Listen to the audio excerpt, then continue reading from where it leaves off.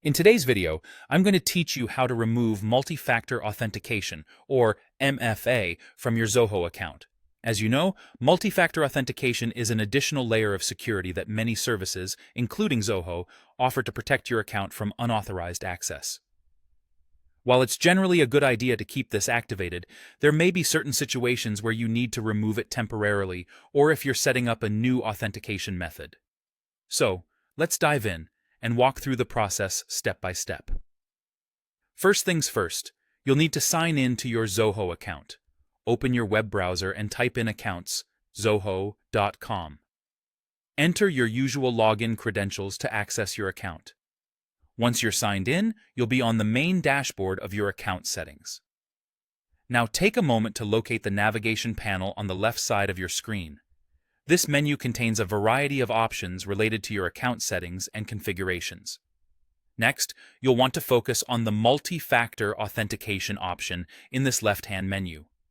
Click on it to proceed to the MFA settings page. This page contains all of the related options and settings for managing multi-factor authentication on your account.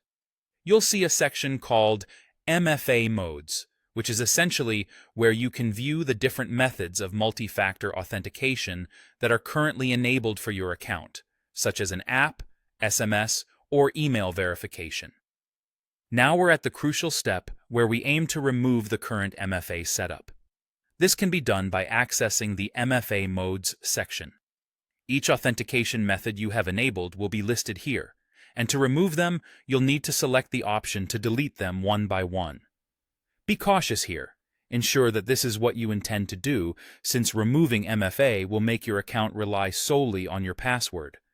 Consider keeping your password strong and unique, and update it regularly to maintain some level of security after removing MFA.